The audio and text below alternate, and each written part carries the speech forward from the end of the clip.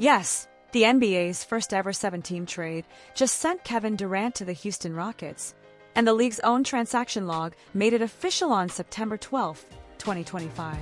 That single line in the ledger flipped a switch on the entire Western Conference.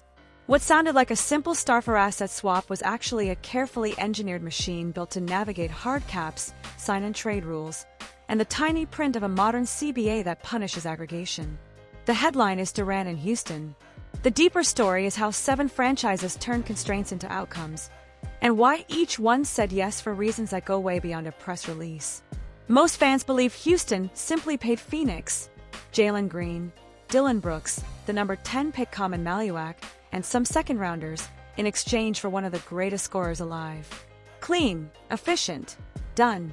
But that view misses the entire gravity of the moment. The contrarian reality is that the 7-team structure wasn't window dressing. It was the only way to thread a needle defined by hard cap triggers, apron penalties, and the need to stage salary like scaffolding. It converted rights into currency, seconds into grease, and cash into clearance while hiding 2 of Houston's biggest wins in plain sight, landing Durant and reacquiring Clint Capella via sign-and-trade inside the same lattice. Here's what we're going to answer. First, what exactly moved, and why did it require 7 teams instead of 2? Second, why did each franchise agree, not in theory but in money, leverage, and timeline terms?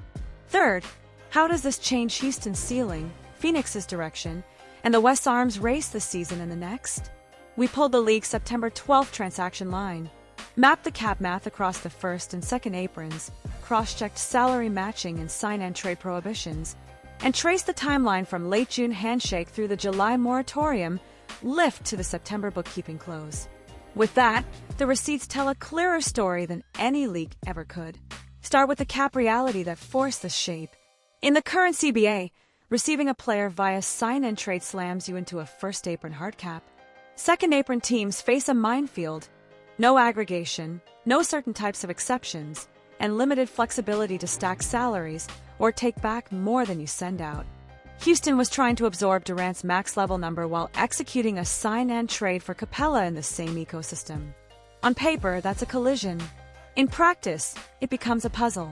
The solution was to route secondary pieces, draft rights, seconds, minimum contracts, and cash through partners who needed different things so that every dollar matched and every trigger stayed legal. That's how you get 7 teams, not 2. Houston received Durant and Capella.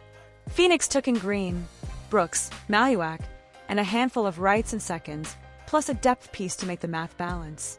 The Warriors found value in the rights to Alex Tui and Jamai Mashek, cheap developmental bets that don't spike taxes. The Lakers grabbed Adu Thiero and cash, preserving optionality while still adding a controllable athlete. The Nets collected seconds. Unsexy, but exactly the currency that lubricates future moves, two-way conversions, and trade margins under the CBA. Minnesota secured Rocco Zakarski, more seconds, and cash to keep depth flowing around expensive pillars. None of those side hauls win a headline. All of them went inside the margins. Here's the payoff of that complexity. Without those extra teams absorbing rights, swapping seconds, and pushing cash, the Capella sign-and-trade and Durant's incoming figure could not coexist inside Houston's hard cap lane. The 7-team web wasn't drama. It was the minimum viable architecture that allowed 2 big objectives to live under the same legal roof. When you zoom out, it's a clinic in how front offices now operate. They don't just trade players, they engineer systems that convert restrictions into leverage. Now ask the obvious question. Why did Phoenix do this? Timeline first. The league's process runs in stages. Handshake agreement in late June, moratorium lift in early July, and final accounting when the summer paperwork clears. For the Suns, the expiration clock on Durant's deal was real. The roster had stalled, and the pressure to reshape around Devin Booker's prime was rising. Trading one megastar salary for multiple starters and a blue-chip big prospect isn't an admission of defeat. It's a bet that diversified value beats expiring leverage. Jalen Green becomes a controllable scorer with growth runway. Dillon Brooks brings defense and edge that Phoenix badly needed. Kevin Durant offers size and long-term upside at a position that wins in May. The money matters at least as much as the players. By breaking Durant's giant number into smaller contracts, Phoenix gains optionality. Smaller, movable deals create more pathways. Extend one, flip one, pair one with picks later. You can stagger cap hits, protect against a single injury torpedoing your season, and keep the asset flywheel spinning when the trade market tightens. Is it risky to let a Hall of Famer walk for volume? Always. But with the hard cap and apron penalties looming, volume plus control can be more valuable than an expiring star who may not sign the extension you want on the timetable you need. That said, Phoenix's path has clear win conditions. For the Suns to win this trade over a 5-year horizon, 2 of 3 outcomes probably need to hit. Green must grow from high-usage scorer into playoff shotmaker with efficiency. Maluak has to be a playoff-level big by year 3. And the collection of seconds and rights must be converted into rotation players or leveraged into a starter trade. The bet is that risk spread across multiple assets beats risk concentrated in one giant contract. It's not a rebuild. It's a portfolio shift, executed under the rules of a CBA that punishes inflexibility. Let's pivot back to Houston, because the basketball fit is the part that will shout the loudest on opening night. Ime Udoka doesn't need Durant to rewire the identity. He needs him to solve the 2 minutes that swung games last spring. Houston had defense, depth, and a rising hub in Alperen Sengun, but they lacked a late-game closer who could flatten coverage without strangling ball movement. Durant does exactly that. His gravity drags a second defender before the catch, his mid-post package collapses strong side help on command, and his pull-up 3 punishes any big who drops. He scales without suffocating a young core, because his efficiency lets him do more with fewer touches. The Capella subplot elevates the whole thing. A rim-running, shot-blocking 5 who knows Houston's DNA gives Udoka a clean 2-track offense. Track 1, Sengun as the hub with Durant bending the weak side until it breaks. Track 2, Capella as the vertical spacer who sprints into drag screens for instant downhill pressure while Durant hunts mismatches on the wing. It's a choose-your-coverage dilemma for defenses, and it protects Houston in the matchups that expose them. Teams that switch everything, junk zones that dare the Rockets to win with patience, and lineups that use size to jam the paint late. There's a human layer people ignore until it matters. Durant has played in complicated ecosystems and still been plug-and-play elite. Udoka's voice carries credibility, and assistant coaches with history alongside Durant help shorten the integration curve. Houston's core, young, competitive, defensively accountable, doesn't need a usage shock. It needs a CFP level closer. The cultural friction points you might worry about with other stars simply don't hit the same with Durant, because his game solves problems without demanding stylistic tribute from everyone else. Now look at the silent winners, the bystanders who converted someone else's blockbuster into their own incremental wins. Golden State needed lower-cost upside swings without triggering more tax pain. Rights to prospects like Alex Tui and Jamai Mashak are precisely that: cheap, controllable, and developmental. The Lakers needed to add athletic, switchable size without closing doors for a bigger play later. Adu Thiero is a no-brainer flyer when paired with cash considerations. Brooklyn's seconds are future grease. Minnesota's combination of Rocco Zakarsky, seconds, and cash insulates depth around top-heavy salaries. None of those teams changed their ceiling in September. They sharpened their tools for February and June. If you're a timeline nerd, here's how this mega deal actually lived across dates. Think of late June as the handshake, terms agreed in principle. Early July is the rubber stamp that lets teams start filing the real paperwork. September 12th is the accounting close when the league's transaction log reflects the full routing of players, rights, and picks. Fans love to pin history to one day. Front offices live in sequences because cap triggers and trade exceptions care about sequence. The result is what you saw: a one-line confirmation on September 12th that unlocks weeks of whispered math. The business impact is immediate and concrete. Star certainty sells. Season ticket demand accelerates. Corporate partners take meetings they wouldn't have taken a month prior, and national broadcasts reshuffle their priorities to chase moments that rate.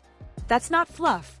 It's the economic reality that justifies the pain of a 7-team negotiation. Time spent, edges conceded, seconds thrown in.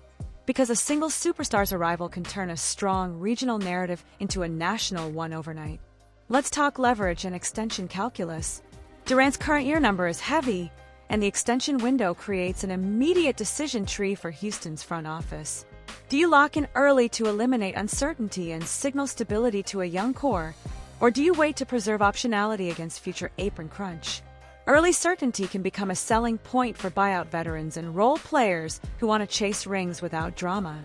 Waiting maintains flexibility in a rising cap environment and keeps powder dry if a perfect third-star fit pops loose at the deadline. There's no wrong answer in September. There is only alignment between cap sheet and contention window. On the floor, this is where the margins matter. Houston's closing five can now come in shapes opponents can't comfortably game plan for. Kevin Durant with 3 shooters stresses size and skill. Capella Durant with 2 downhill guards punishes smalls and wins the glass. Switch everything units with Durant at the 4, and a mobile 5 flood the floor with length while keeping scoring leverage. The Rockets didn't trade their identity for stardom, they bought a lever that multiplies every identity they already built. What about Phoenix the day after? Booker is still the sun. Green's on-ball juice becomes the co-star arc that determines where the story lands in 2 years. Brooks restores a defensive backbone that will keep them in games on nights when shots don't fall. Maluaka's development curve becomes the franchise's long-term swing at size, rim protection, and vertical spacing they lacked. This isn't the clean thrill of a super team. It's the sober calculus of multiple pathways to relevance in a league that now taxes rigidity more than ever. The broader West doesn't pause. Oklahoma City remains a regular season machine. Denver is a playoff metronome. The Warriors and Lakers gathered cheap ammunition for future moves. Minnesota kept its depth oxygen. The difference is that Houston just converted very good into dangerous by solving the last 5 minutes of a playoff game on demand. In a league of tiny margins, the franchise that can dictate those minutes wins series it used to lose. If you're wondering whether 7-team trades become the new normal, the answer is that they'll become the new template when you try to combine a sign-and trade with a superstar acquisition under apron pressure. It's not that front offices enjoy phoning 6 other cap people to swap seconds and cash. It's that every new CBA invents fresh ways to say no, and the best teams respond by inventing legal ways to turn that no into yes, but only if. That's what happened here. The rules didn't break. They were followed with precision. So what's the net right now? Houston traded future probability for present power, and did it without detonating the identity that made them formidable. Phoenix replaced one expiring giant with multiple movable parts and a long-term swing, buying optionality without waving a white flag. The Warriors, Lakers, Nets, and Wolves harvested value in the margins, exactly where championships so often sneak their advantages. And the league got a proof of concept. In the modern CBA, a mega deal is less about one trade call and more about orchestrating a sequence that satisfies 7 different agendas while staying under every tripwire. If you take one insider takeaway from this saga, let it be this: the strongest front offices in 2025 aren't just good at scouting and development, they're engineers who design around the CBA. Houston just showed the version where star power meets structural mastery. Phoenix showed the version where diversification under pressure can be smart, even if it's unpopular in the short term. The bystanders showed how to turn somebody else's fireworks into your own inventory. The receipts sit there on the transaction log with a date, September 12, 2025. The shockwaves arrive all season.